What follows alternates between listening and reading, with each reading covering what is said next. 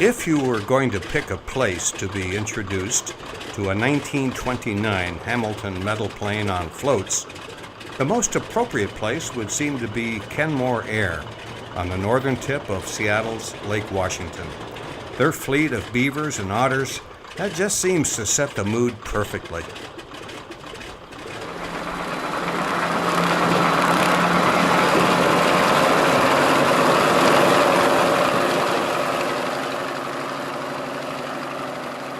The metal plane was the brainchild of aviation genius Thomas Hamilton, a high school dropout who later became famous for his Hamilton Standard propellers.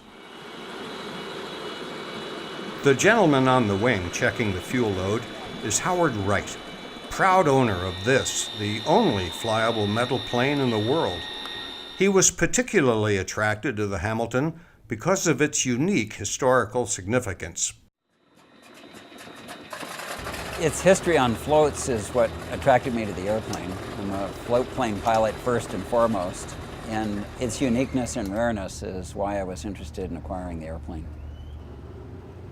It was an early airplane, 1929, as the manufacturers were transitioning from fabric and wood aircraft to all metal aircraft. And the fact that it had pilots and passenger compartment all inside, it was sort of a luxurious airplane. So its historical relevance was attractive to me. It was the first airplane to fly from North America to Asia, or that is between Alaska and Siberia, first round trip ever by Noel Wien. It had a lot of historical significance to me. When Wright purchased this beautifully restored airplane in 2010, it was on wheels.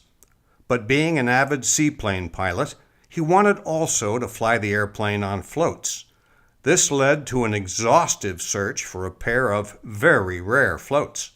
The story of how he obtained them is a great lesson in how to make a deal. We found out the floats had been buried in a snowbank behind the hangar in Fairbanks after 30 years, and we decided that these were the original matching serial number floats to this airplane from 1929. So we negotiated with the seller, and our parts manager here called him and said that we'd like to buy the floats, and the seller came out with a very high price, and he was quite confident in his price and said, you know, we think that these rare floats are worth every single penny. They're the only pair of floats left in the world for that airplane, and I've got them here. And our parts manager said, we're sure they're worth something, but I've got the only buyer for those floats, so let's make a deal.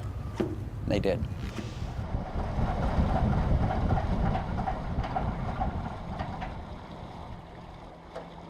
As a float plane driver, you need to be able to be nimble, get out of the seat quickly, get on the float, have a line in your hand, and be prepared to dock the airplane. This airplane, having been built in 1929, only has one door, and it's aft. So you have to go through the cabin, past all the seats, through the door, down the ladder, and onto the float. It takes practically a landing crew, which is what they may have been used to back in the day, but normally we're all a little bit self-sufficient here than back then. My plans for the airplane are to keep using it, enjoy the Pacific Northwest and Southeast Alaska, just keep it well preserved, well maintained. It's an honor and a privilege to be the present steward of this airplane. I'm sure there will be others after me. Clear! Clear.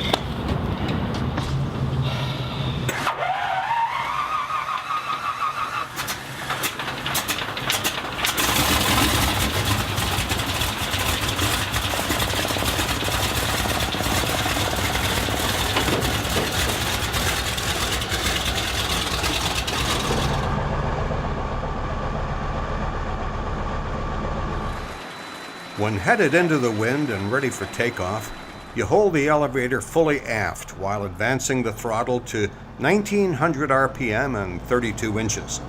Gradually release back pressure as the big airplane rises onto the step.